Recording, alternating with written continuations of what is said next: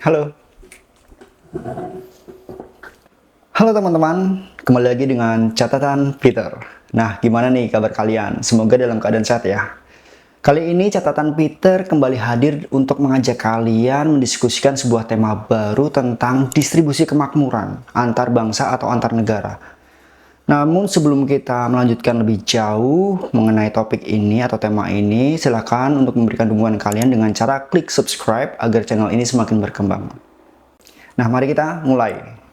Pernah nggak sih kalian itu kepikiran kenapa di dunia ini ada negara-negara yang sangat kaya, tapi ada juga negara-negara yang sangat miskin? Ada yang makmur dan ada yang melarat. Kira-kira apa yang bisa menjelaskan perbedaan utama antara kemakmuran dan kemiskinan antar bangsa beserta pola-pola pertumbuhannya? Nah, negara pertama yang bisa menikmati pertumbuhan ekonomi relatif stabil adalah Inggris. Ada juga yang mengatakan sebagai Britania Raya atau cukup Britania, yaitu gabungan dari ketiga kerajaan, Inggris, Wales, dan Skotlandia yang terbentuk sejak tahun 1707.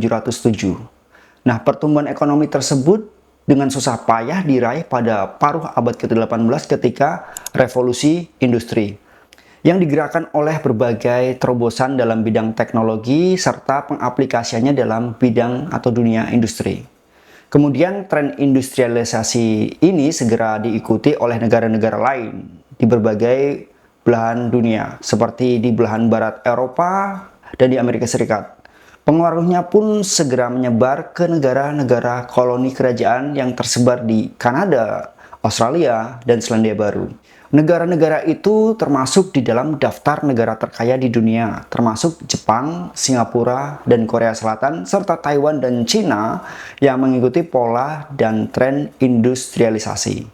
Kontras antara negara-negara berpenghasilan terendah dengan yang terkaya di dunia itu sungguh kentara. Nah, menurut data Bank Dunia tahun 2022, 30 daftar negara termiskin di dunia mayoritas terdapat di kawasan sub-Sahara Afrika. Komposisi hierarki negara kaya dan miskin ini tidak banyak mengalami perubahan jika kita harus menarik mundur ke 50 tahun silam. Lalu apa yang bisa menjelaskan perbedaan utama antara kemakmuran dan kemiskinan antar bangsa beserta pola-pola pertumbuhannya? Dalam buku Why Nations Fail, The Origins of Power, Prosperity, and Poverty oleh Darren Acemoglu dan James Robinson membahas beberapa hipotesis keliru yang menyebabkan terjadinya ketimpangan kemakmuran antar negara, antara lain hipotesis geografis, hipotesis kebudayaan, dan hipotesis kebodohan. Yang dari ketiga hipotesis tersebut terbukti lemah bahkan gagal menjelaskan mengapa terjadi ketimpangan kemakmuran antara negara. Namun dalam video ini kita tidak akan membahas semua hipotesis tersebut. Karena kalau kita membahas dalam satu video ini maka akan sangat panjang durasi videonya. Kita akan membahas hipotesis atau teori geografis saja. Nah, salah satu teori atau hipotesis yang paling populer tentang penyebab kesenjangan ekonomi dunia adalah hipotesis geografi yang menyatakan bahwa jurang pemisah negara terkaya dan termiskin di dunia tercipta oleh perbedaan kondisi dan lokasi geografis. Banyak negara miskin di kawasan Afrika, Amerika Tengah, dan Asia Tengah yang secara geografis terletak di sekitar garis balik utara dan garis balik selatan. Sementara negara-negara kaya terletak di daerah beriklim sedang.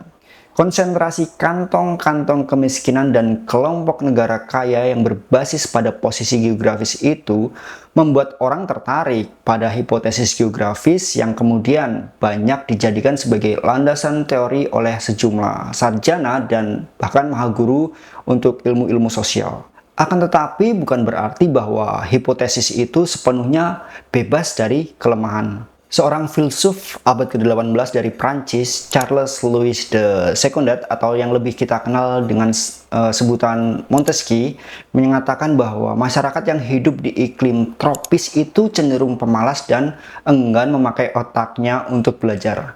Akibatnya mereka enggan bekerja dan berinovasi, dan itulah yang menyebabkan mereka miskin. Beliau juga berspekulasi bahwa rakyat yang malas cenderung diperintah oleh penguasa yang berwatak zalim. Dan itu menunjukkan bahwa negeri-negeri atau negara-negara beriklim tropis bukan hanya menjadi biang budaya malas, tetapi sekaligus menyebabkan keterpurukan ekonomi dan kediktatoran. Nah, untuk pemikir filsuf yang satu ini yaitu Montesquieu akan kita bahas di dalam video yang lain. Saya juga merasa tertarik untuk membahas pemikirannya dalam konteks ilmu sosial politik tentang gagasannya yang luar biasa mengenai trias politika. Oke, kita kembali lagi. Pandangan Montesquieu yang menyatakan bahwa negara-negara beriklim tropis pasti rakyatnya melarat. Ya, meskipun pernyataan itu sudah terbantahkan dengan kemajuan pesat negara-negara tropis seperti Singapura, Malaysia, dan Botswana. Namun masih saja dipertahankan oleh sejumlah pakar seperti ekonom Jeffrey Sachs. Sachs sendiri memiliki dua argumen. Pertama, bahwa penyakit-penyakit di daerah tropis, terutama malaria, memberi dampak yang sangat buruk terhadap kesehatan dan produktivitas tenaga kerja. Yang kedua, bahwa tanah di daerah tropis tidak cocok untuk bercocok tanam. Antara Montesquieu dan Sachs, meskipun memiliki pandangan yang berbeda, namun kesimpulan yang mereka keluarkan, hipotesisnya setali tiga uang. Bahwa daerah yang beriklim sedang lebih unggul daripada yang beriklim tropis atau semi-tropis.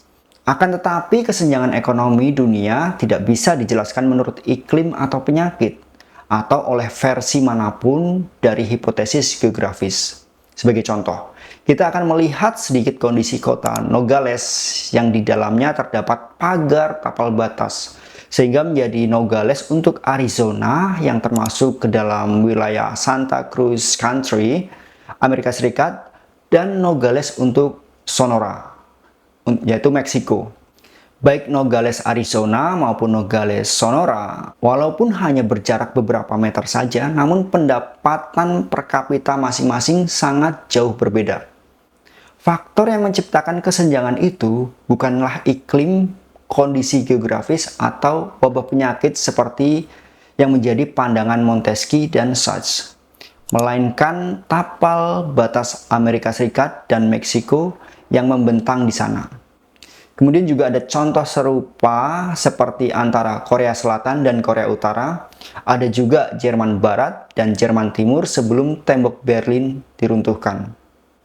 Nah, kalau hipotesis geografik gagal untuk menjelaskan kesenjangan kemakmuran, lalu masih layakkah kita memakainya untuk menjelaskan fenomena kesenjangan? Jawabannya tidak.